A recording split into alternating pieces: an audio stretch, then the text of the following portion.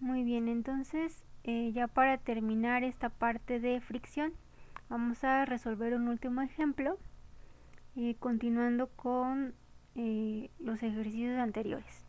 Entonces, el ejemplo 3 nos dice ¿qué empuje P sobre el plano se necesita para mover un bloque de 230 newtons arriba del plano con una rapidez constante si el coeficiente de fricción cinético es de 0.3?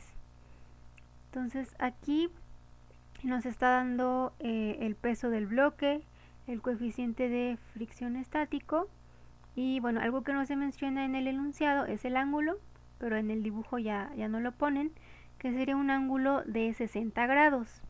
Entonces, dibujando nuestro cuerpo libre, va a ser un plano inclinado con nuestro bloque que tiene un peso de 230 newtons, el empuje y el ángulo de 60 grados. Entonces, este dibujo lo pasamos a los componentes, ¿de acuerdo? Aquí en este caso, si nos fijamos, nos conviene rotar los ejes, de tal manera que n nos quede sobre y, p sobre x, f de k sobre x y que w sea el único del que tengamos que sacar componentes. ¿De acuerdo? Entonces es una forma de hacer más simple nuestros procedimientos. Entonces ya que hicimos nuestro diagrama de cuerpo libre, vemos en este caso que la parte en y, ahora vamos a utilizar coseno, y la parte de x ahora vamos a utilizar seno. Si nos fijamos es diferente a lo que estamos acostumbrados, pero ¿por qué? Porque recuerden que esto del coseno y del seno lo sacamos con las trigonométricas del triángulo rectángulo. Entonces, si nuestro ángulo es de 60 grados, que está aquí, y nos interesa cuánto mide este lado sería nuestro cateto adyacente. Y cuando queremos calcular cateto adyacente, utilizamos coseno. Y ahora, el siguiente caso, que es el lado que corresponde a las x.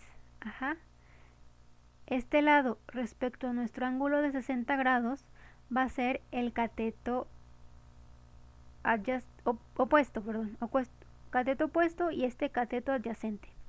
Entonces el cateto opuesto tiene que ver con el seno, por lo tanto en este caso utilizaríamos seno de 60. Entonces, aquí ya vimos que nos cambian cuando es coseno y cuando es seno, pero es debido a eso, a dónde está el ángulo y a qué cateto corresponde x y a qué cateto corresponde y.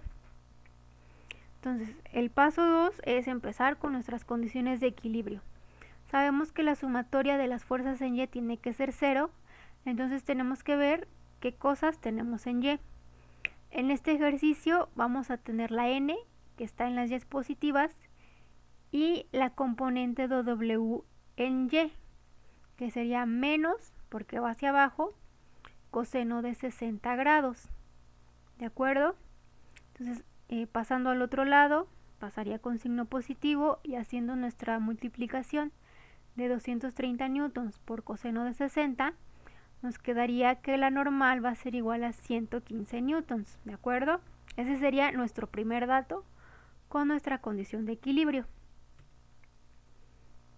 Ahora, ya sabemos cuánto vale nuestra normal y cuánto vale nuestro peso. Aplicamos la condición de que la sumatoria de las fuerzas en x va a ser igual a 0. En este caso, ¿qué componentes tenemos en x? Pues tenemos P, tenemos el coeficiente de fricción, que es negativo porque va hacia atrás, y tenemos nuestra componente del peso en x, que en este caso es menos w seno de 60. Entonces, antes de sustituir, vamos a calcular cuánto es el coeficiente de fricción. Entonces sabemos que el coeficiente de fricción, la fuerza de fricción es igual al coeficiente de fricción por la normal, y la normal la acabamos de obtener, sería 0.2 que es el dato que nos da el problema, por 115 newtons. Entonces la fuerza de fricción cinética para este caso sería 23 newtons. Entonces aquí ya conocemos cuánto vale nuestra fuerza de fricción y nuestro peso. Y sustituimos en nuestra ecuación, de tal manera que nos quedaría que P menos 23N menos 230 por seno de 60, todo esto es igual a 0. Y haciendo nuestra multiplicación y despejando, recuerden que menos 23 menos 119 da menos 222. Si lo pasamos al otro lado, nos quedaría que el peso, más bien el empuje que vamos a hacer en nuestra caja, va a ser de 220 newtons, ¿de acuerdo? Entonces, recapitulando, pues primero hay que encontrar nuestros ejes, cómo vamos a trabajar con ellos, e ir encontrando poco a poco los datos que nos van pidiendo, pero siempre recordando por nuestras condiciones de equilibrio. La sumatoria de fuerzas en Y es igual a 0 y la sumatoria de fuerzas en X igual a 0 también. Y ahora, como manera de recapitulación, recordamos que la fuerza de fricción tiene que ver con su coeficiente de fricción por la normal, y de las condiciones de equilibrio, que es la sumatoria de F en X igual a 0 y la sumatoria de F en Y igual a 0. También tenemos la parte cinética, que es esta acá, que es igual al coeficiente de fricción cinético por la normal, y de igual forma se tienen que cumplir las dos condiciones de equilibrio. También hay que elegir el eje X o Y para saber en qué dirección va a ser el movimiento. Nuevamente, las sumatorias de fuerzas siempre tienen que ser 0. Y es importante recordar que la fuerza normal no siempre va a ser igual al peso de un objeto. Entonces es necesario dibujar nuestro diagrama para encontrar el valor correcto de n.